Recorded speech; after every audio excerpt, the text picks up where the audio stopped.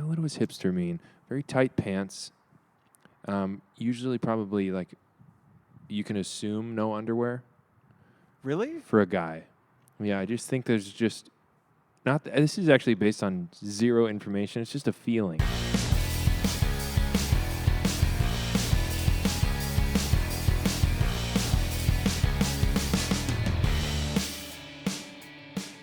Hey everyone, welcome to Hitmakers.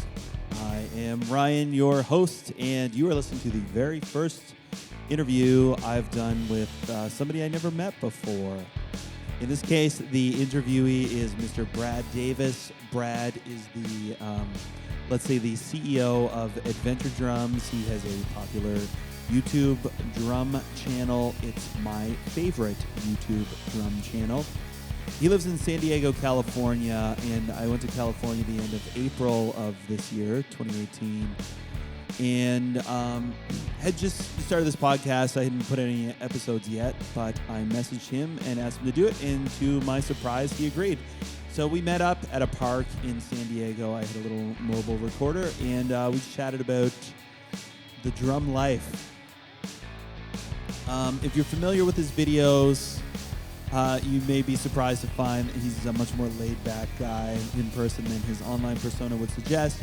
If you're not familiar with his videos, he runs a channel called Adventure Drums, which is kind of bizarro humor focused around the drums. Almost instructional, very entertaining, particularly if you are a drummer. So I highly recommend that you check it out. And so I was, I guess, a little bit surprised also to discover that Brad and I are about the same age, come from a similar sort of musical background in terms of what we listened to growing up. And so that may have played into why his stuff appealed to me. But in any case, you can judge for yourself. You check him out at adventuredrums.com. Notes, as always, for this show, you can find at learndrums.ca/hitmakers. Also, as always, if you like the show, please subscribe, like, comment, share, tell your friends, post about it on your social media platform of choice. I'm on Instagram at learndrums. And if you're just tuning in for the first time because you're a fan of Brad's, I've got a bunch of episodes, all of which are great. You should check out with some great local drummers here in Halifax, Nova Scotia, Canada. All right, so hope you enjoy this. Here it is, my conversation with Brad Davis.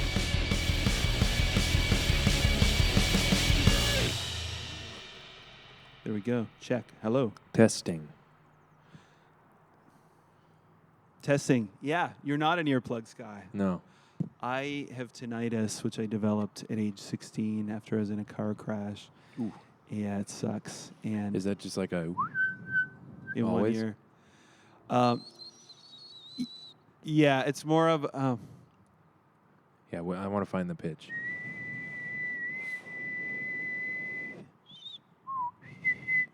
Yeah. that's the one. So if may I have to- talk at that frequency, will it cancel out my I won't be voice? able to hear you. Okay. So we are here in San Diego, California, with Brad Davis of Adventure Drums. Hey. Hey, Brad. So, first question: Oh yeah. How Jumping has in. how has fame changed you? How has fame changed me? Well,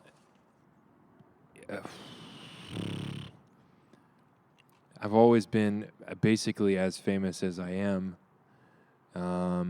So it's partially... You got an early start. Well, yes, I've always been not famous, and continue to be not famous since then. No, okay, so I would say fame has changed. How was I before fame? How were you?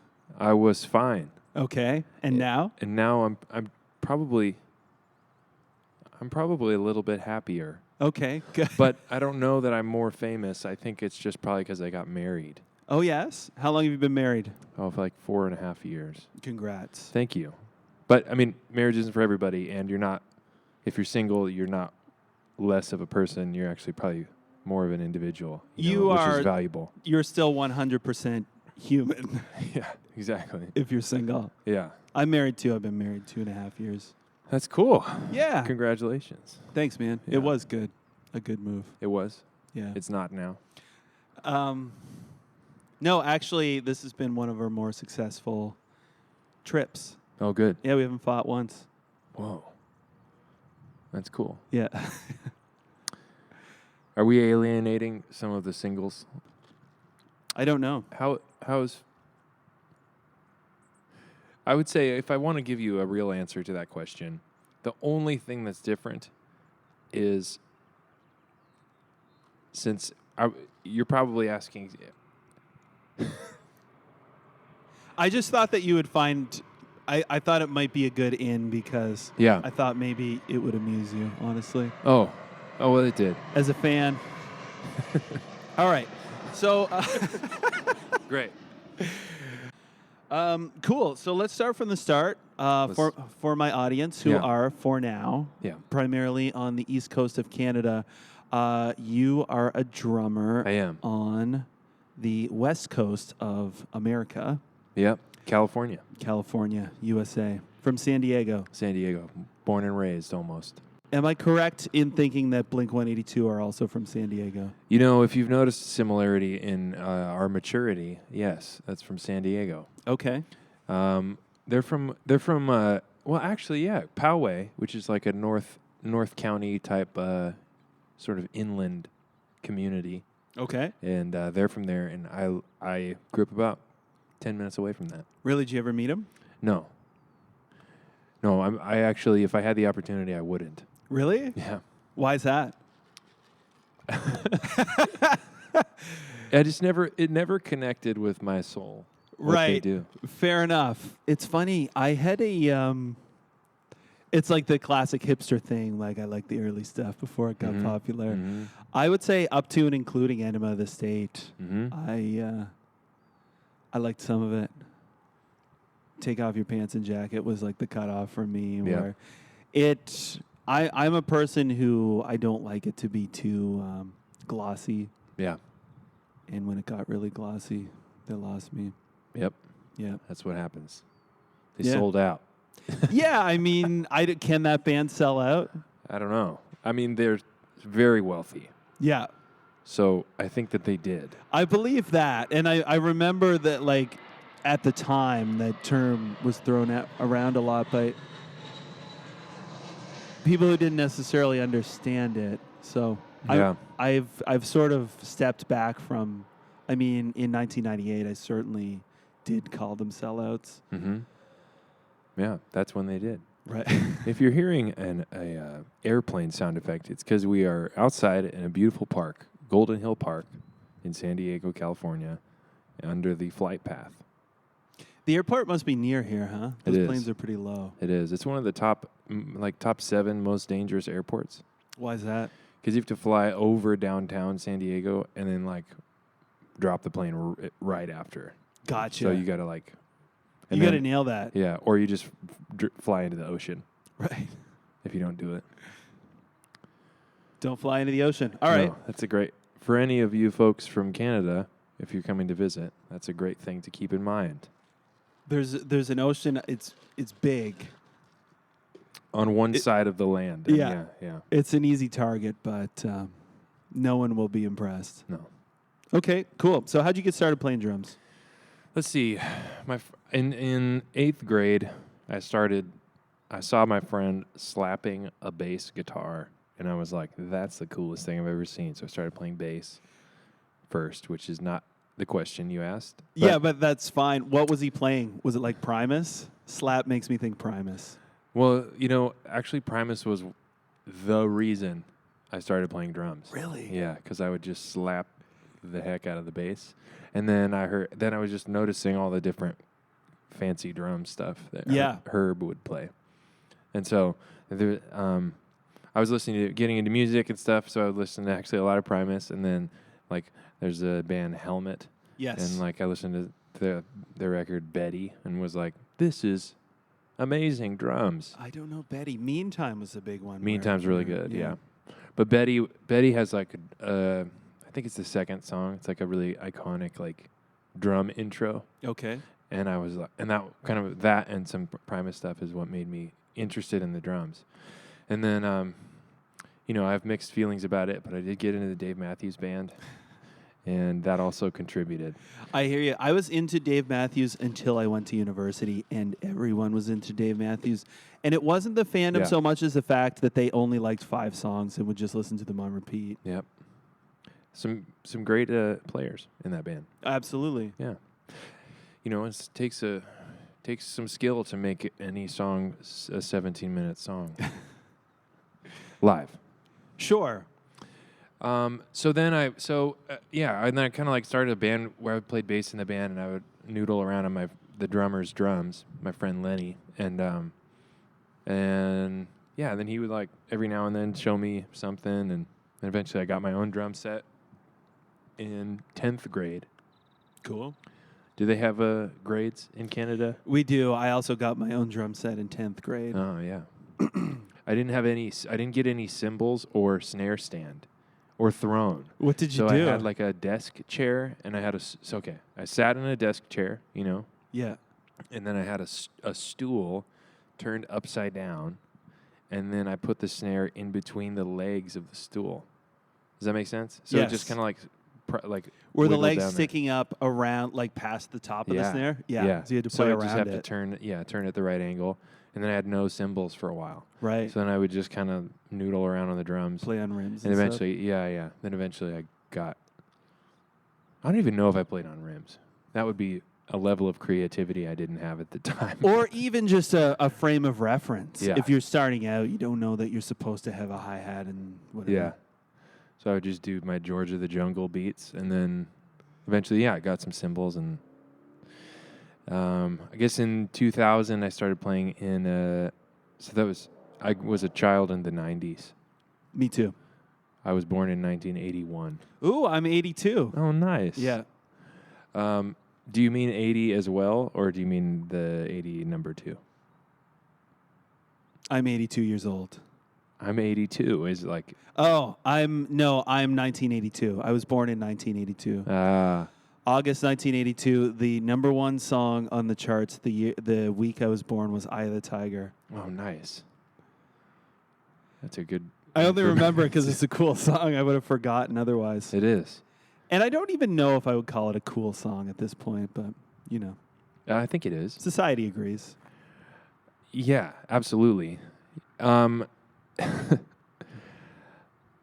Let's see, and then what? Then what happened? Oh, in so in the year 2000, yeah. I joined a band with like a hero of mine that in high school he like played guitar, bass, and drums, and like trombone, and just was the coolest guy. Totally. This super introverted guy that would like walk around by himself, and I was like, that guy's so cool. Yep.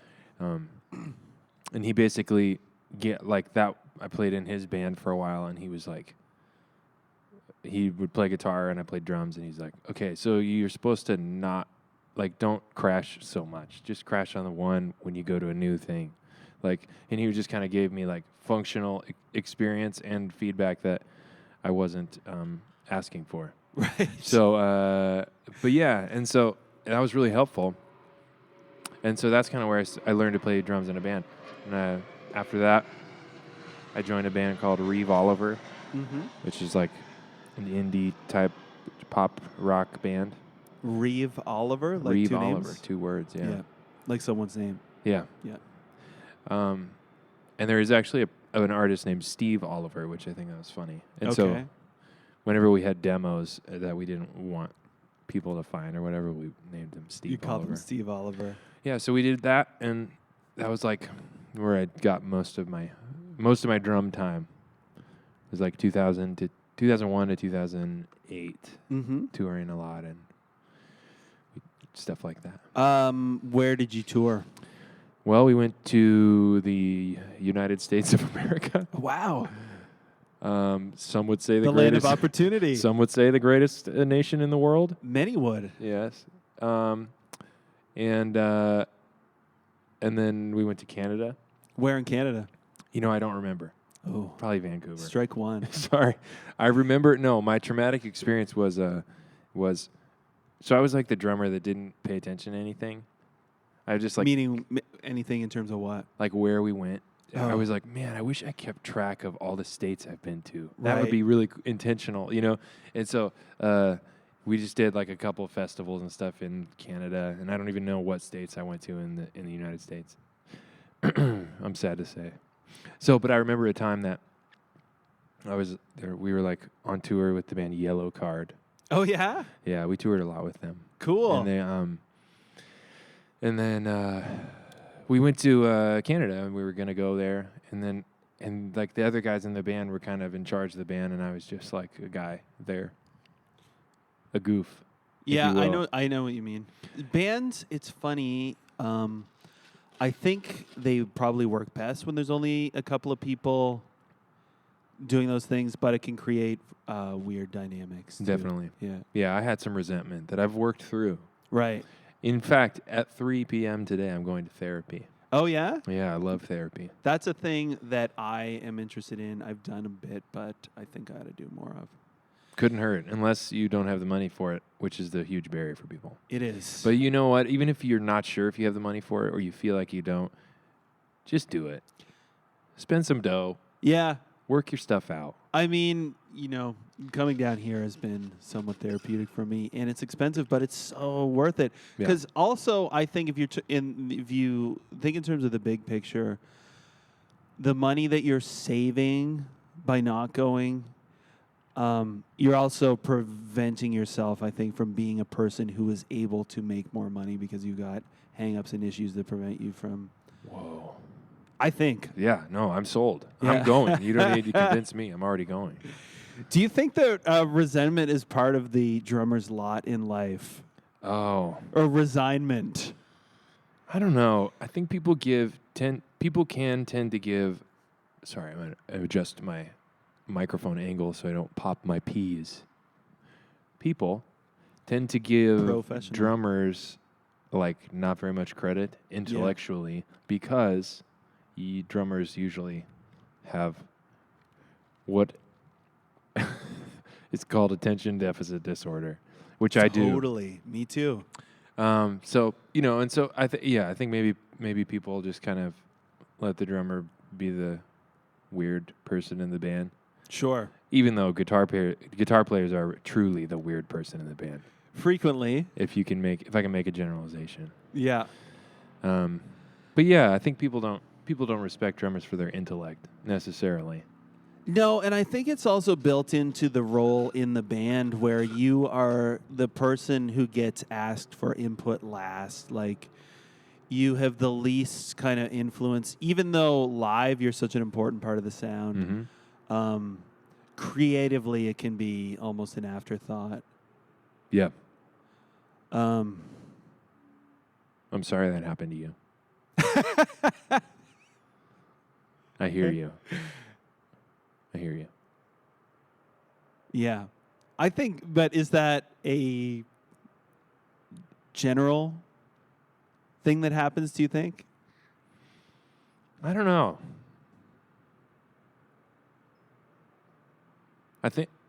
Probably. Yeah. Like most people, for me, like I'm in a band and I play guitar and sing and write songs in the band. Okay. And so we have a drummer and I try to I immediately have ideas for what the drum part should be, but I want him to know that I appreciate him and his ideas. Yeah. So I kind of just go like, I'm thinking something like, maybe I'll do something that's really upbeat or eighth notes or whatever. Yeah. And then just let him kind of like try stuff, and sometimes it's totally different than I was thinking, and it's great.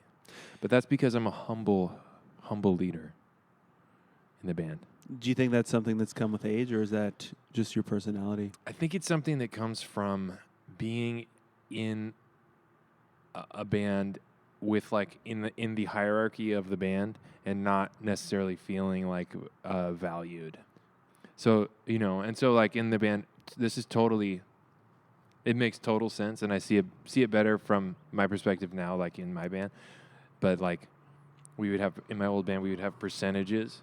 Oh, yes. And I was like, so there's like lead songwriters, he'd get more percentage. Yeah. And then like our bass player would do more management stuff, so he got a little more percentage. And so I got the lowest. Yep. And then I felt, there's a plane. That distracts me. But so then I felt kind of like less valued based on the number, the way the numbers shook out. But dude, I did the least. Right. You know? So it's fair. I did the least extra work for Yep. the band, you know? Like I played drums, but it makes sense to me. But at the time, I resented it. Fair enough. So now I try really hard. Like I always check in with all the band members in my band. I'm like, how you guys doing? Am I a jerk? Am I a jerk yet? And they usually don't say yes. Usually. Do you think that, though, to flip it around, because I play guitar, I write, I don't have a band yet. Mm-hmm, mm-hmm. When the band that I was in, that we went hard at for a long time, the lead singer or songwriter was also a drummer. So he always had ideas about the drum parts. Yep. And what frequently happened was I just wasn't going to come up with something better. So I would always play, my interpretation. And I always found that playing live was where I really kind of got enjoyment out of it. But the recordings, I'm at a point now where I can listen to the recordings and enjoy them and get excited about them. But the band's been broken up for 2 years. I know our last thing that we put out, I had a tough time with, because especially now that things are quantized. Like, to me, if I'm recorded and I'm chopped up and I'm on the grid, it's not really me. I know I essentially triggered those sounds, and I don't know if I still feel that way. Certainly at the time I did. Sure. Whatever. Dude, but the weird thing is how sensitive we've been trained to hear timing and pitch now. Yeah. Like if you hear somebody not perfectly auto-tuned or perfectly quantized, you're like, I hear that. That's not good. It's funny, isn't it? It creates the expectation, and it was never there. And I do it myself when I record myself. Mm-hmm. I put everything to the grid because I feel like it's wrong if it's not. Yep. But I think about a lot in the sense music is made by humans for humans to listen to. Yeah. We've created No. this. Music is made by computers for humans to listen to. Right. For humans to purchase. But they even buy it now. No. They're just to listen to for free. Right. Sorry. That's fine. Not to be negative. Not to be negative. No. It's just the way the cookie crumbles. I'm thinking. That's all. That's good. I mean, I do it. I do it all the time. Just stream? Yeah. Are you a streamer? I am. I will say that it's not my favorite listening experience. Mm-hmm. I buy records. I still have a lot of CDs. I made bootleg tapes when I was a kid. Mm-hmm. I had burned CDs. I had huge MP3 stashes, and now I have Spotify. I don't care for. Do you pay for the Spotify? Yeah, but I'm on the family plan. It's pretty good. Yeah. Pretty good deal for the listener. Yeah, for the listener. It's amazing. Not a good deal for the artist, but it's fine. No, I know. My band got put on a playlist. We had 8,000 plays of one song, which was as high as we ever got on Spotify, and that's worth $32. It's pretty good. $32. That's probably how much you spent making it, right? Making the recording? Yeah, it's great. Evens out. Yeah, it's how much we spent on, 2 people's lunch one day. Oof. Maybe. I'm not sure. But I also teach drum lessons, and it's amazing for that. Oh, yeah. Some kid wants to learn, you name it. You can just look it up. Yeah. Yeah, I used to have a backpack full of CDs that I would take. Nice. To the music store, yeah. And hopefully a kid wanted to learn what was on one of them. Otherwise, we'd have to wait till next week. Do you ever teach drum lessons? I used to teach, and there was I didn't teach too many lessons. Maybe I've taught 10 people, and probably a third of them could not think of music that they liked. Yeah. I was so surprised. Yeah. In my mind, it's I knew when I started playing drums, I knew stuff I wanted to learn and kind of like music that I was into, or the drummers that I did appreciate. Totally. But I think some people are just like, I have no idea. I don't even listen to music. I just want to play drums. I've got a guy like that right now. So I'm doing drums and guitar lessons, and I've got a kid who's playing guitar, and I've given him like 5 or 6 songs at this point. And every time we finish one, I say, okay, is there anything that you want to learn? Like, I have no idea. No. And to learn an instrument, to put the time into practicing it, it blows my mind that you just wouldn't know. Yeah. My favorite one was I had this kid a couple of years ago in a town that I don't live in anymore, but we were working on Back in Black for like 2 months, and he was a guy, him and his dad watched Casey Cooper videos on the internet. You know that guy? I do. Right. So they watch those videos, and he's very popular. Yeah, yeah. But he's like a stick twirl guy. Yeah. He twirls his sticks while he plays. I hadn't heard of him because so my own background is like was in like school band, but I also like played in bands, and I went to drum university essentially, and it was jazz, and it not really because I was into jazz, but it was just that was what was available, and I didn't want to stay home. I'm the oldest of 6 kids. I grew up in the country, so I wanted to go do what my friends were doing. Yeah. But anyhow, I got burnt out on all of the like chop stuff. Yeah. You do a bunch of it. You figure out what you want to do, and you also learn how to get good at whatever you want to get good at, and you kind of don't need to go looking for it anymore. Or that's how I feel and have felt. So I don't go looking for that stuff anymore. Mm-hmm. Which is essentially how I came across Adventure Drums. Was I was sick of it, and one day on YouTube I typed in "rudiments are boring" because I was like, is there not a drum channel that speaks to?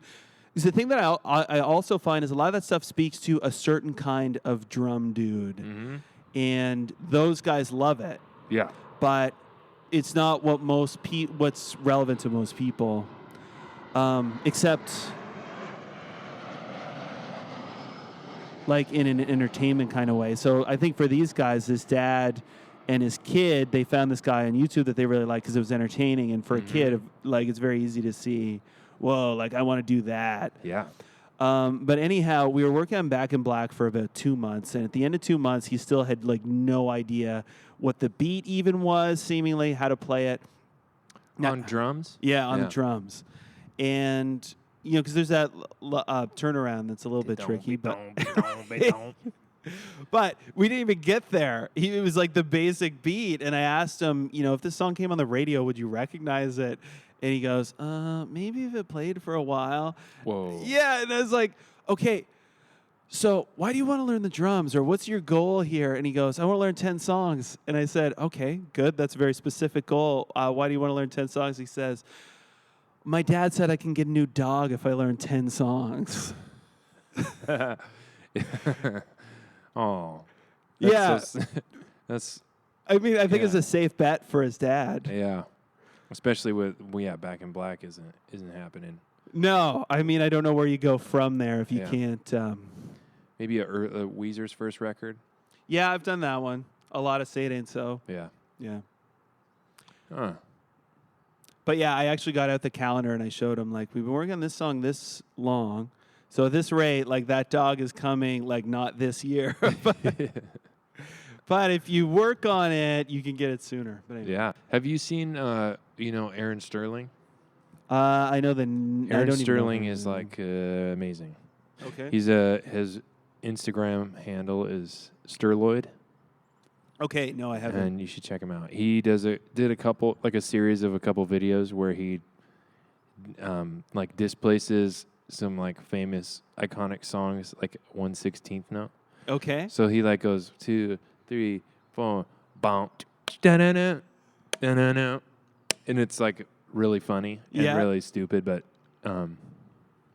anyways, he did it. It's really good. He's awesome. Cool. I'll check it out. You should check it out. Yeah, Sterloid. Yeah, Sterloid on Instagram. Sterloid, everybody. Have you heard? The guy's name is like Neil. I can't remember his last name, but he's got one. Bert. ACV. No, I haven't. We've already slagged Neil Peart on this podcast. Oh, really? Yeah. No, he's got a mashup. He does mashups, but this thing is called ACVC, which is the vocals from from Back in Black set to Vanessa Carlton, 1,000 Miles. Oh, nice. Yeah. It's really funny. I've heard it a bunch of times, and I still crack up every time I hear it. Do you know who the drummer is on that song? On which one? Vanessa Carlton. Josh Freese? No. Who? Abe Laboriel Jr. Ah. Yeah. It's funny because when it came out, it was always a bit of a guilty pleasure, but it was always because I like the drums. Yeah. That's good. Why. He is good. You know, it's a safe bet if you're talking about any drums on like a pop record like that. A safe bet is Josh Freese. Does he do a ton of that stuff? I know he did like Avril Lavigne, but I haven't kind of kept up with it. Perfect Urkel. Yeah, Perfect Urkel. I saw them at a festival in Halifax at like 3 in the afternoon, and it was so weird. Yeah. It was in 2000 when the record. They're not like a daytime band. No, they're not. No, but they weren't the headliner at this thing. Like Smashing Pumpkins were. I also met Billy Corgan that night. Whoa. In the hotel lobby. Yeah. Who was playing drums? Smashing Pumpkins. I don't know. That's a good question. It was 2000, so I don't think it would have been Jimmy Chamberlain. But I don't know. Was that the Kenny Aronoff phase? Kenny Aronoff was in for a while. It may have been. Yeah, it may have been. I don't know. I have to say, so here's the story from an outsider's perspective. Smashing Pumpkins has this like iconic Jimmy Chamberlain. Yeah. Incredible. Sure. And then leaves the band several times, gets different replacements. Then they audition different people, and they pick a little baby schnooks, 19-year-old Mike Byrne. Really? Yeah, so he was like in the band for a while. I don't think he is anymore. Okay. But for the last... So he was 19 when he got in the band, and then he was in the band for 5 years or so. Yeah. And he rips. And most people don't want him to because he's young. Because he's so young. But, dude, he rips. And he hits... I appreciate people who hit the drums pretty hard. Right. And he hits harder than Jimmy Chamberlain, who doesn't hit hard at all. No, he doesn't. He doesn't sound like a hard hitter. I haven't watched him, but... It's actually, in my mind, I want every drummer to, like, have their elbows over their heads. Gotcha. And he, especially Jimmy Chamberlain, because he plays with, like, sleeveless shirt with big, giant biceps. Mm-hmm. And I'm like, oh, my gosh, this guy's going to beat the crap out of the drums. And then he's very light, which is totally fine, and it's what he does, and it's great. But in my mind, the energy he plays with means that his arms are going to be flapping around. Gotcha. But very light. I didn't realize that. I only know it from the records, really. I don't even know what he looks like. I knew he was a heroin guy, though, so the biceps surprises me. Well, he came back from jail. That's the first time he quit. He came back from prison like beefy. As you do. As you do. You gotta figure it out. Oh, you know what you should write down is Mike Byrne. So that's the young... How do you spell Byrne? Byrne. I know the guy. He's super awesome. He had a band that broke up. It was his like side project called Bear Cubbin. Bear Cubbin? Yeah. BEARCUBBIN apostrophe. Got it. And dude, it's like instrumental loop-based music and it's so interesting and crazy, and he rips. Cool. It's really good. Where is he from? I think originally from Portland. I think maybe now he's in San Francisco or LA. Portland, Oregon. Yes, I've heard of it. Mm-hmm. I haven't been. Have you been? Yeah. My in-laws live there. Oh, do they? Yeah. It's like hipster central, right? It's I guess so, depending on like what according hipster means to to the you. show Portlandia. I mean, yeah, it's a little exaggerated on that show. Of course. But yeah, I mean, yeah. Cool. I like that. I don't know. We went to a hipster restaurant last night, and I felt at home. So Good. yeah. I wasn't intimidated, which is Nice. Yeah. What does hipster mean to you?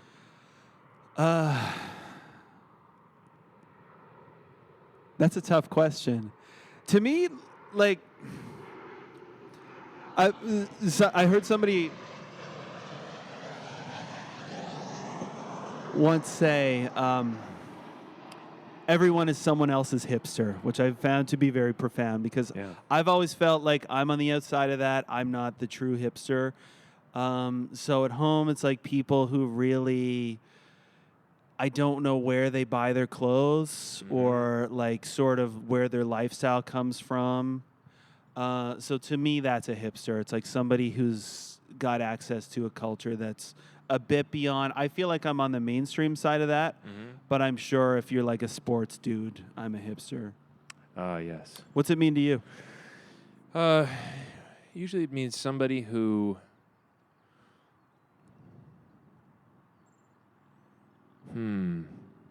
because I've been called hipster. Yeah. And so has my wife. And I can see it. Thank you. You're on Instagram. You got tattoos. Yeah. You know, some. But yeah, I mean, what does hipster mean? Very tight pants. Usually probably like you can assume no underwear. Really? For a guy. Yeah, I just think there's just hipster. This is actually based on zero information. It's just a feeling. Yeah, I don't think that's as much of a thing in Canada because it's too cold. Summertime, maybe. Sure. But I'm saying, like, just no underwear jeans, like, gets a certain amount of dirty. Sure. And I think that's, like, a part of it. Yeah. Obviously, I'm talking about more. I'm on the hipster spectrum, and I'm talking about further down toward the hipster. I think there's definitely a spectrum. I think there's, like, necklaces or interesting tattoos. And what kind of necklaces, though? Like a string with something on it? Maybe something like that. Or like a string. Yeah. Like not a chain. Maybe a chain. Really? A small, loose chain. Huh.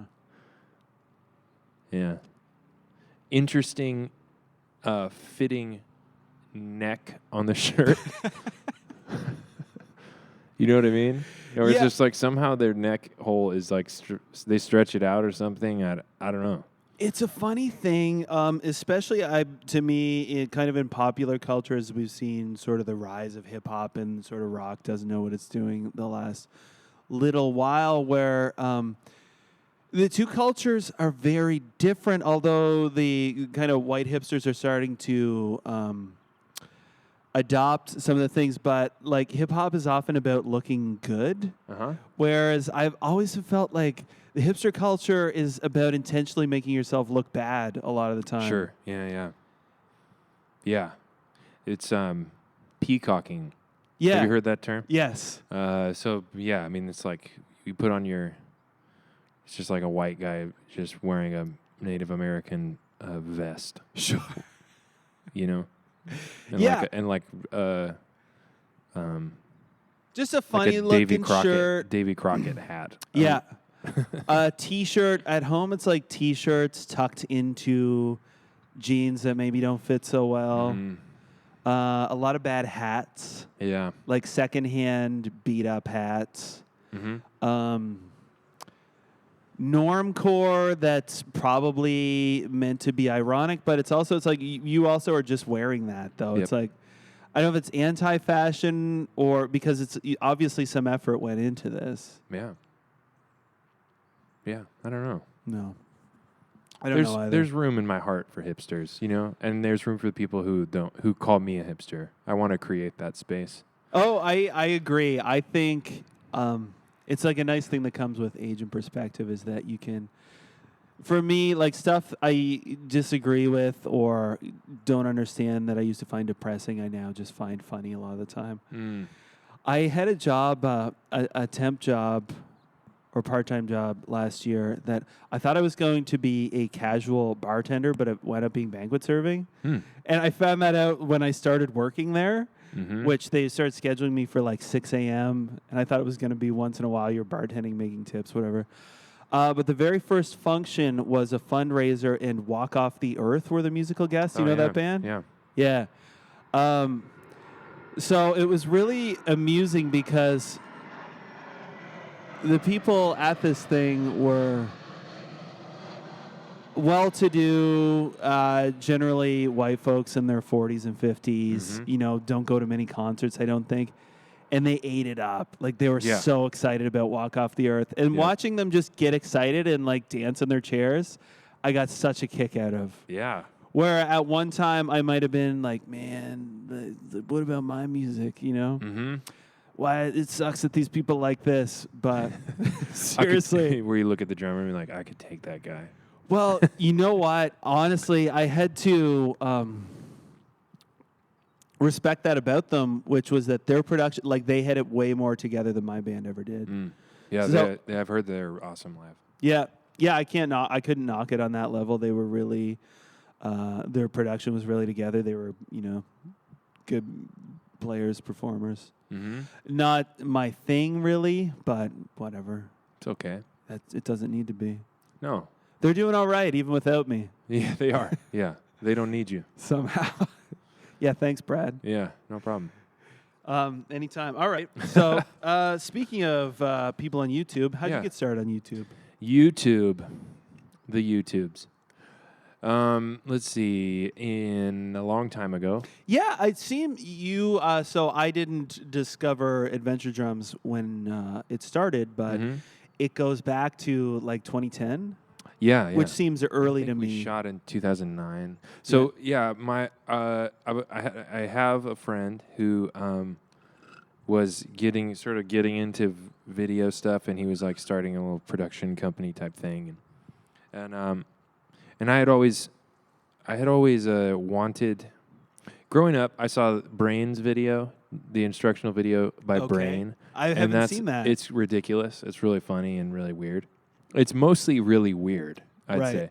And then, but for the most part, like, I had videos from Dennis Chambers and like Dave Weckl. No, I never went Wex. Oh, I had a VHS of Dave Weckl that my school music teacher loaned me. Yep, I had Under the Table and Drumming from Carter Buford. How was it?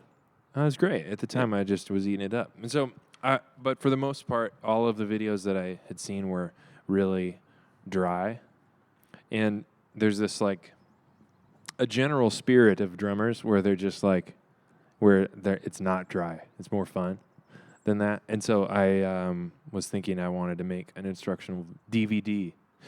And so I was like, hey, I hit up my friend who was getting into making videos, and I was like, let's make an instructional DVD. And we met a few times about it.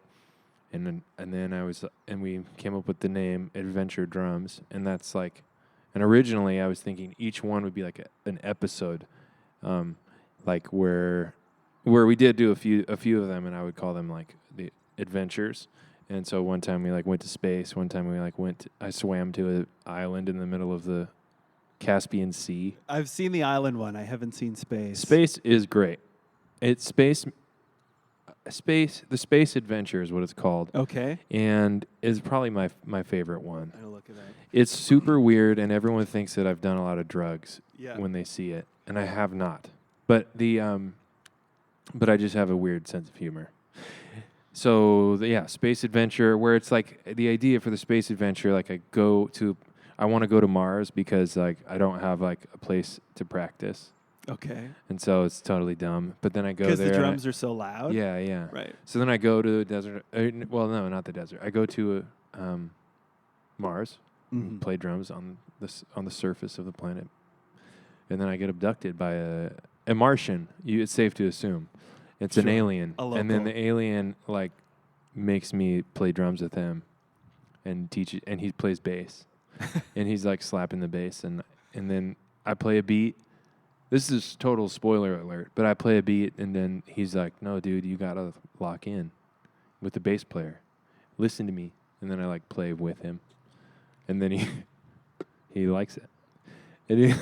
And then so it's weird. So, but you learned something from that. Yeah, exactly. Yeah. There's a little bit of info in there, infotainment.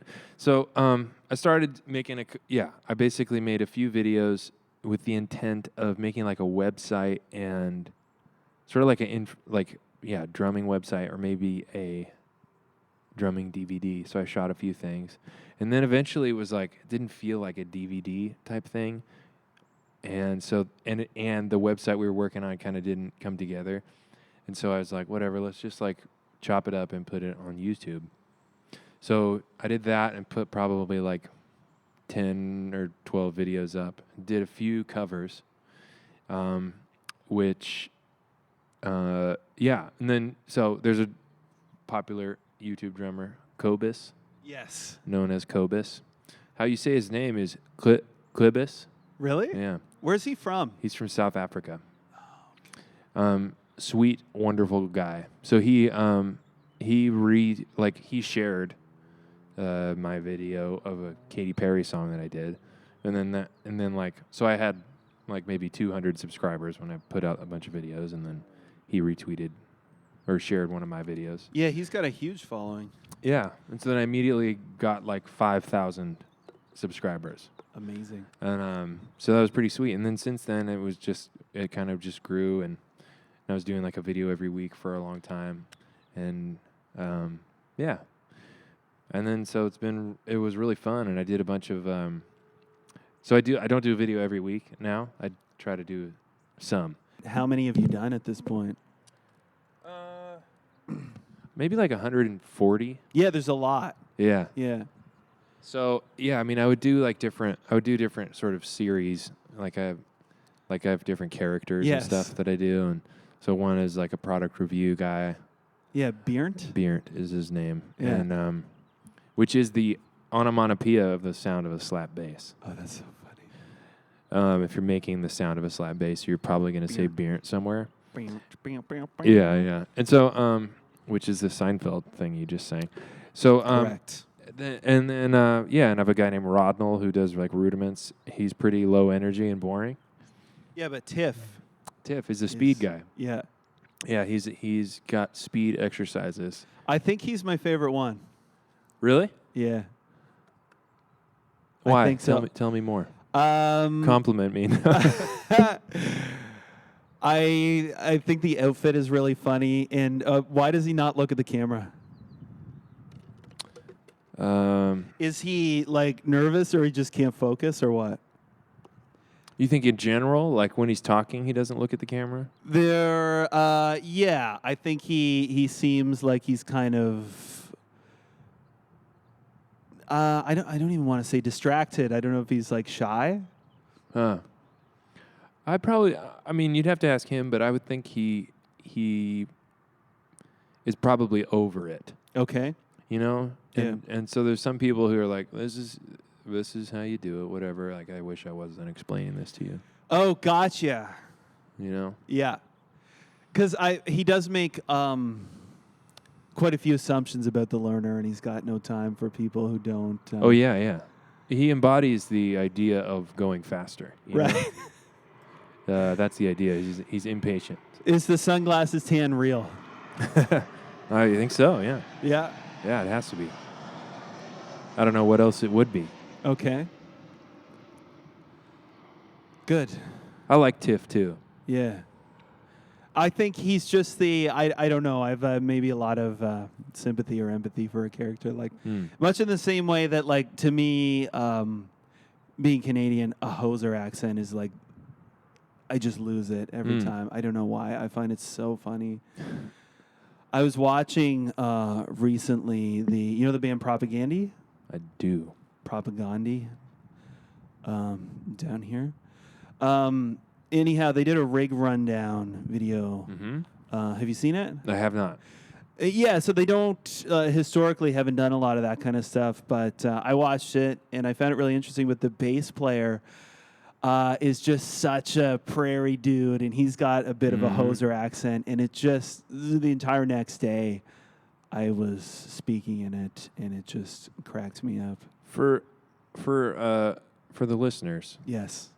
what is a hoser accent? It's a little bit like the Minnesota, but when you're up in Canada, Okay. the hosers. Geez, I can't do it now. I'm like overthinking it big time. It's just like the extremely stereotypically Canadian accent. Yeah. The one thing I was thinking about is coming down here, being out of the country. There's a bit from The Simpsons where it's the Hank Scorpio episode, where Bart is. I can't remember what he's like put in the special class at school or something. And there's this kid there who says, "I moved here from Canada and people think I'm slow, eh?" It's like that kind of thing, really overemphasizing your vowels. Yep. Or the Bob and Doug McKenzie. Are you familiar with those characters? No. SCTV. So Rick Moranis was one half of this duo. And they were, I have their CD. They were like a comedy duo. And so I think they are where a lot of this comes from. They would often call people hosers and say, tell you to take off. And they... Geddy Lee actually does a song with them. Oh, wow. Yeah, on their album where he sings about take off to the great wide north, take off. It's pretty funny. It's like kind of niche. I find SCTV, like, a lot of the time it's like humor as opposed to comedy, maybe. Where it's like, it's almost deep. funny. That's deep. Rick Moranis retired to take care of his family. Did he? Mm-hmm. Oh, good for him. Quit the entertainment biz, I think, because his wife got sick, and so he took care of her. That's a big move, man. I respect that. After Honey, we shrunk the audience. No, that's Disneyland. That was Disneyland. I don't know what the last movie he did was. Speaking of comedy, Brad. Yeah. When you make a video, Yep. Are you thinking about the audience, or are you trying to entertain yourself? Usually, but one of my best friends, his name is Luke. Yeah. And he's basically been a part of all the Adventure Drums videos. And so usually it's like whoever I have running the camera. For a long time it was my friend Nick, who like supplied the gear. It seems like those first, if I may interrupt, Please. Those first couple of videos, number one, it struck me that like you had production right out of the gate. Like somebody's obviously running the camera and you got mics and seemingly lights. And it seems like you are like trying to crack up the people behind the camera. Totally. Yeah. Yeah. I mean, I feel how you want to about this, but I make myself laugh like all the time. Yeah. And I can relate. And so but Luke, and then usually whoever is running the camera for a long time, my friend Nick, he was doing it, and we would just try to make what I said funnier and stuff. But sometimes it was just what happened. Yeah. But yeah, definitely like we had to do some like everyone's holding their breath and trying to not laugh and ruin the take. Gotcha. Yeah, because you need that moment. Yeah. I mean, it's really just like a bunch of people being silly together and trying to capture that energy. So I have a new character I'm thinking about doing, but the idea is he's by himself. So I don't know how that energy will be if it's just me by myself. Or not me, but the character. Yeah. So here's the thing. There's this video, the video on YouTube, and this is totally a judgment, and I'm kind of a lame person for saying this. There's this video on YouTube where it's a guy and he's showing his rubber band balls. Like he is holding the camera and he made a series of gigantic rubber band balls. And so he's like, hey, so this is and it starts out like with a bird. He's like close up on a bird and he's like, hey, birdie. Okay, everybody. So this is my rubber band ball collection. I call this one sheer perfection because there's no twists in the entire thing. There's over 200,000 rubber bands in this. And it's perfect and it's completely, there's no wrinkles in it.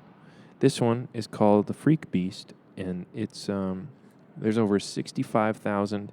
It's just like and he knows all the exact amount of stuff, and then at one point he's like, I don't really know why I did it, but I guess it's, yeah. And there's this like a moment where you see him kind of exit the video and enter like a personal evaluation.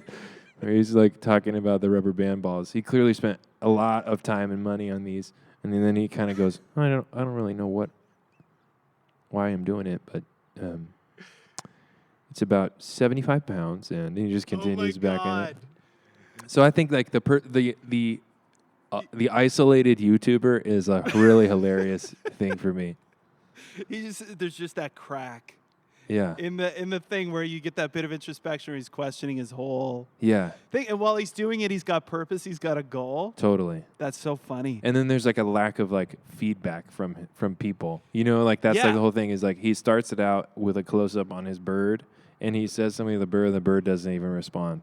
And then he's like, okay, well, this is a saran wrap ball I made. It's about 85 pounds and it's really funny. I love that guy. And so he has a couple videos on his channel. Right. And they all kind of make me laugh that way. Yeah, there's something really, I don't know what the word is, sympathetic. There's one that I really like that I've watched over and over and I make people watch, but it's the guy who gets trapped inside of a balloon. Like, do you ever see that one? So... No. It's called, if you search balloon fail, you'll find it, but he blows up this huge balloon and then he attempts to climb inside it. And as he's getting inside of it, it deflates. Oh my gosh. So then he's just trapped in this rubber thing that it's like, and he's going like, he's this guy, he's bald on top. He's kind of chubby. At one point you see his underwear sticking out of his pants as he's like wrestling out of it. He's just going, drat the luck. Oh, I hate this. And, like his voice is super weird. And I have no idea what the thing is, why when you have finished doing that, unless it's a setup and it's meant to be funny, why you would post it. Yeah. But he did. It's out there. But I find that guy, like I have a lot of sympathy for that guy. Yeah. You know, he's just trying to do, and I don't know why he was doing that either. Like, what if he was hoping for it to be this cool thing where he's walking around inside this balloon, which obviously has a gaping hole. If the second that you do that, it starts to deflate, or maybe he's never done it before, or what? Yeah. I have no idea what it is. Yeah. There's a lot of space to wonder about the context, and I appreciate that. All right. I don't think I have any more questions except for. Oh, I have a two-parter. Hit me. Number one, you're a tall drummer. Mm-hmm. I'm a tall drummer. Mm-hmm. What's it like playing on other people's kits? Like if you play a show and you're not the only drummer there, do you find you have issues with that? Do you have good posture? I try to have good posture. One thing I have, well, it's awful. It's awful. That was when I went to see Dave yesterday. That was the very first thing he said. He straightened me up, and like I'm consciously trying to do it now. Yeah, it's good for you. I'm trying to do that as well, but I also have a bad back. Yeah. But yeah, I would say my posture's okay, but sitting on a person who sets up sitting on their kit is really weird for me. I set up pretty high. Yeah. Just because at one point that was some lessons I was taking were just saying like this is the most natural way that gravity works is if your leg is like going down. Yeah. Versus going out. I do that too. I set my stuff and it's way too high for pretty much anybody else who sits there. Mm-hmm. Yeah. And so, I don't know. I usually take the time to adjust stuff and say and apologize for it. Yeah. But yeah, generally I would sit way higher than everybody. But I also use the Tama Speed Cobra. Do you? How do you like that thing? I love it. Really? I had an Iron Cobra for a while. I have not deeply loved a pedal in my life. Yeah. Until I got that guy. But it's because I have, like, my feet are huge. Size 14. Yeah, it's a long pedal. It's long, yeah. Yeah. It's perfect. How'd you know I was tall? When you saw me? Yeah. Also on your Instagram bio, it says that you're 6'4". Oh, yes. So I knew that heading in. Perfect. Well, because I have one of my drum sets. I guess both my drum sets are relatively large sizes. Yeah. The one with the Ninja Turtles on it is like 24, 14, 18. Yes. And so my large scale body with my large drums makes me look like smaller. Also, I have a huge head. It makes me look like I'm a normal-sized person. I wasn't agreeing to that, but... no, you can. I do. It's true. Never have I met someone with a bigger head than me. But enough about me. Congrats. You can say what you wanted to say. No, I was going to ask you about the Ninja Turtle drums and about truth drums in general, which we don't have where I live. They don't go there? I don't think so. Is that a custom kit? Yes. Yes. Would you like to know the story about it? I would. So I was in this band, Revolver, for a long time, and we were like pop punk, like not pop punk, but we were like pop indie rock type stuff. Yeah, touring I come from with that pop world. punk bands. Yeah. And so we were used to like having catchy songs, and that's what we liked doing. And then we got a tour with the band Finch. Okay. And so they around the time of their like record called Say Hello to Sunshine, which is really good. That's a throwback. I haven't heard of that band in, I'm going to say 13 years. Still together. Yeah, really? Or reunited. Okay. So yeah, I'm not sure actually. I know Grizz is in a new band. Mm-hmm. He's a guitar player for that band. He's a wonderful dude. Cool. So they did this record called Say Hello to Sunshine, which is extremely good, and but it's like sounds like Faith No More and like really heavy, and like my understanding of them is this like pop emo screamo thing that they did for like What It Is to Burn. That's that may be the one that I know. Yeah. So the one after that is incredible. Cool. And but super like heavy and super gnarly.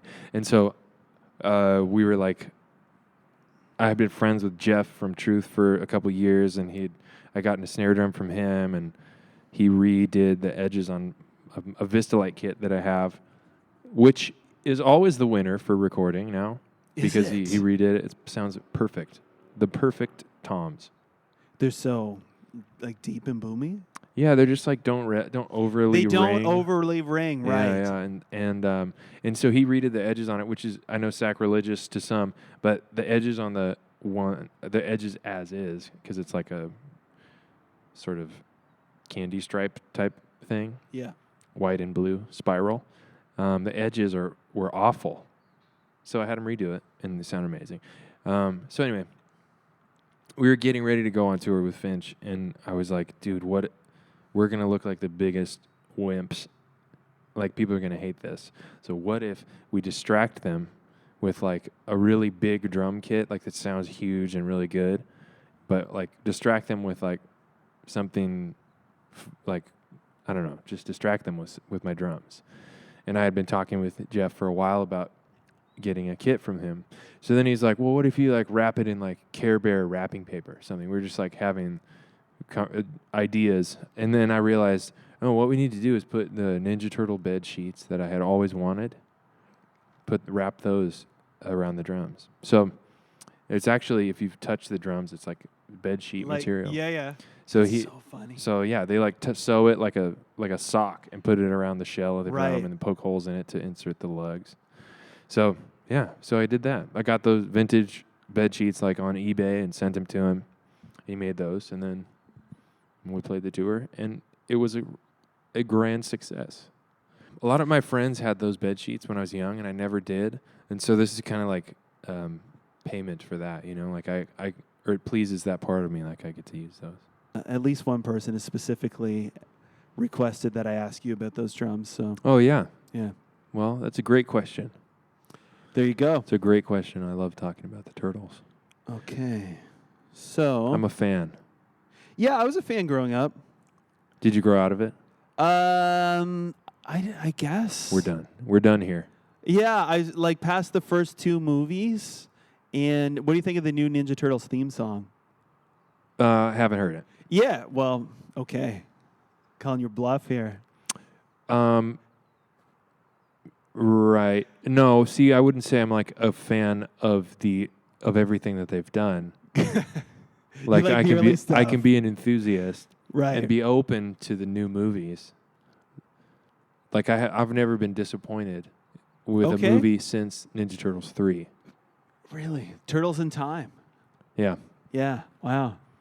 That one, yeah, I would say that I was kind of out of it at that point. But I did have Secret of the Ooze that at the time, my uncle had a satellite dish and he made like a videotape of it. And I would get up early every day and watch it before school. That's one of the best movies of all time. Yeah. Kino, the character Kino, the pizza delivery guy who knows how to kick butt. Yeah. Was the coolest. I was like, dude, this guy's the coolest guy in the world.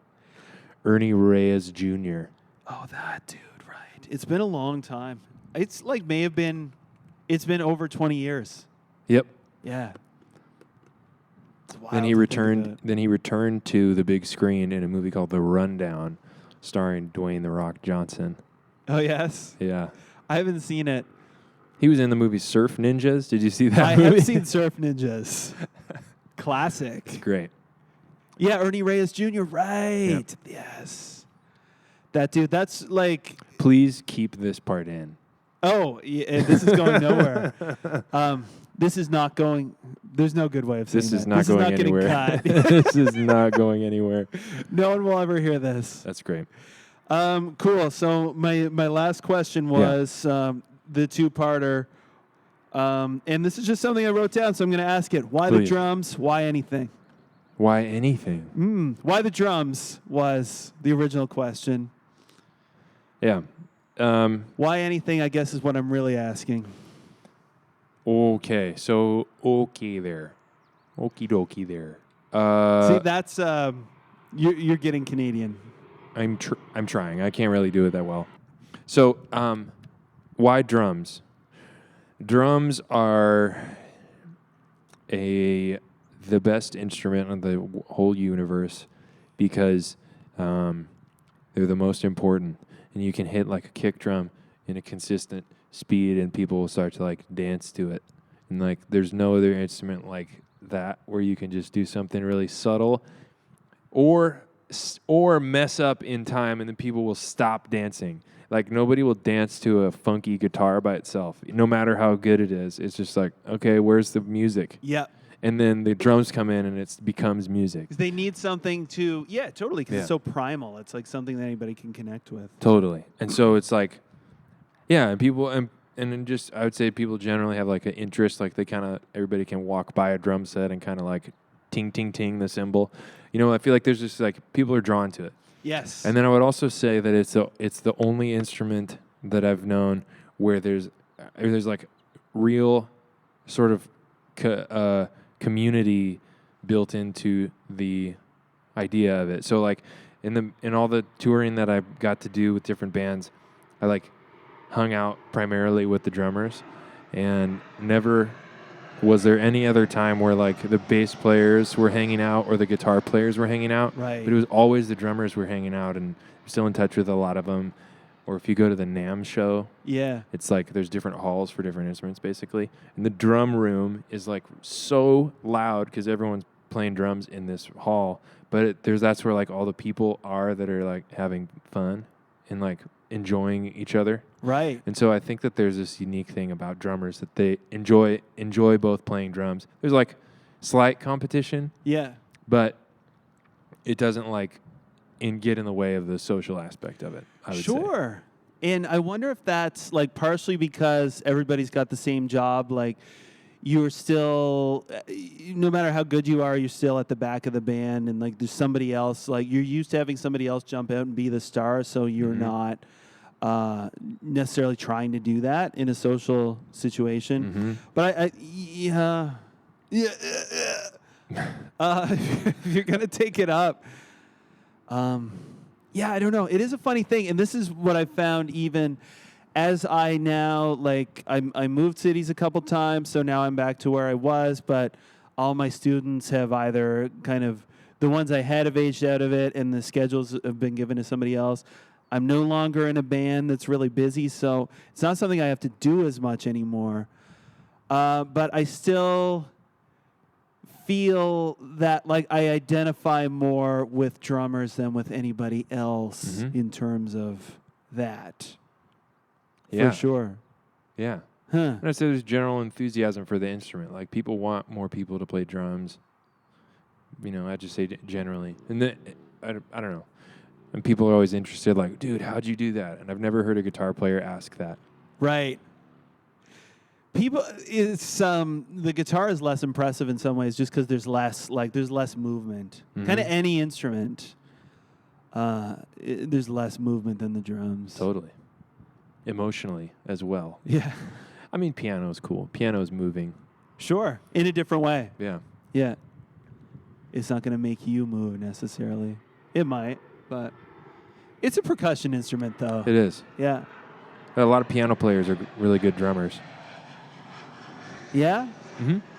Yeah, I've noticed that because you usually, like, keep time with one hand. And, like, yeah, totally. There's, like, a difference of rhythm that you're playing with two hands. Sure. And so people can, like, Ben Folds. Yes. Rips the drums. Does he? Yeah, there's an album he made. I haven't been up on his albums in a while, but Rockin' the Suburbs is a solo album. And he played drums on it, and they're so good. Really? He always had good drummers. Oh, totally. Yeah. Totally. I didn't realize he played on that. Did he play everything? Mm-hmm. Yeah. Yeah, maybe some, like, guitar solos or whatever. If there's one, I don't know if he did those. Right. Yeah. Huh. That's interesting. He's a percussive piano player, too. Certainly. Yeah. All right. Who are we doing? You got to get going. I do. I got to go to therapy. Cool. Well, thanks so much for doing this. Thank you, man. I wish you all the best. And if you likewise. I hope Thanks. Let me know when this comes out. Yeah, I will. And I'll post about it. Cool. Post my selfie that I took at the beginning. Yeah, I want to take one too. Great. And then, if you haven't heard of Adventure Drums, give me a subscribe. Oh yeah, that's like not to you. Substitute. Give me a sub. Yeah. YouTube slang. Adventure Drums on YouTube. He's also got some great merch at adventuredrums.com. That's true. Yeah. That's the only money ever. Oh. From a YouTube channel. That's okay. That's an interesting thing too, which is like kind of the stuff you don't want to talk about, but kind of the most interesting or helpful stuff too. Well, that's a good cliffhanger then. Sure. Okay. Are you really better than Lars? At some things, yes. Greater than. Greater than Lars. That's the thing is it's the greater than symbol, and he has a presentation of himself that he believes he is great. Yes. And so that's why, I'm not better than him, but I am greater than him. Okay. At some things. I'm going to say you're a better drummer. Oh, thanks. Like, I think. I like to think. I haven't seen a drum off, but. Well, I would love to. Lars, if you're listening, I'll take you out, bro. Yeah. Cool. Yeah, but I mean, one of my favorite movies is the movie Some Kind of Monster. Yeah. I've watched it and lost the DVD 3 times and bought it 3 times. Really? Mm-hmm. I've seen it once. It's great. It's on Netflix. I pirated it. Yeah, that's fine. They have enough money. They don't like that. Speaking of therapists, because there's a therapist in that movie. Truth. Making bank. Bank. Bob Rock, Canadian? Bob Rock, hey, yeah. Yeah. Bummed to not be the bass player in the movie. You think? Yeah. You you've can tell seen it when a bunch of times. Yeah. There's a subtlety there because he played bass on the record. Yeah. Then they hired Robert Trujillo. And and you could tell Bob Rock was like, "That's cool. Should have been me." That's so funny. I'm gonna have to rewatch that now. Yeah, he already has the hair, and I mean, obviously, the relationship with the band. Mm-hmm. All right. Well, thanks, man. Thank you, dude. Brad Davis of Adventure Drums. Everybody, give him a subscribe at Adventure Drums on YouTube. Yeah. Anything else you'd like to plug? No. Buy a T-shirt. Yeah, do that. AdventureDrums.com. Yeah. All right. Bye-bye. Bye.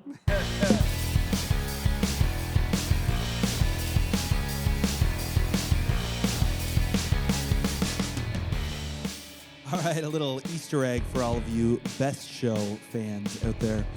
Once again, you can find Brad at Adventure Drums on YouTube or adventuredrums.com. Show notes for this episode will be at learndrums.ca/hitmakers. You can find me on Instagram at learndrums. Thanks so much for listening. If you like this show, please like, comment, subscribe, share. You know how to use the internet. You're so smart. You figured out how to listen this far into the episode, and you learned some stuff. And we had some laughs, and we had some fun. I'm still figuring out how to interview, but now I've been doing the show a little bit, I'm a little less nervous about it. Still, as you can hear, trying to fill as much space as possible with words, but that'll come, folks. All right, thanks so much for being here. Talk to you next week. Bye-bye.